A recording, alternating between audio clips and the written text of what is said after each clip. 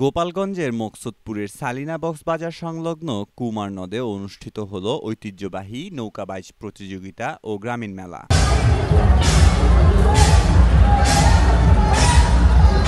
নদীর দুই পারে হাজারো মানুষের ঢল নামে এই আয়োজনে। দুপুর থেকে ভিড় জমে, আর বিকেলে নৌকা বাইচ শুরু হতেই উচ্ছ্বাসে মুখরিত হয়ে ওঠে চারপাশ। প্রতিটি নৌকায় 20 থেকে 30 মাঝি একসাথে দাঁড় টেনে এগিয়ে চলে নদীর বুক চিরে। ঢাক ঢোল আর দর্শকের করতালিতে পুরো পরিবেশ তখন উৎসবে রূপ নেয়।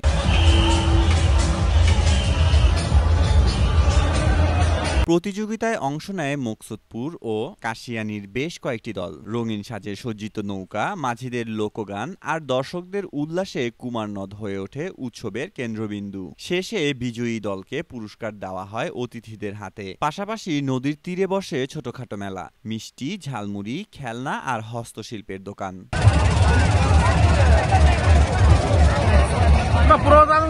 পুরস্কার বিতরণী অনুষ্ঠানে প্রধান অতিথি হিসেবে উপস্থিত ছিলেন দৈনিক জনকণ্ঠ পত্রিকার উপদেষ্টা ও জয়নগর ইয়ার আলী খান ডিগ্রি কলেজের গভর্নিং বডির সভাপতি সাবরিনা বিনতে আহমেদ।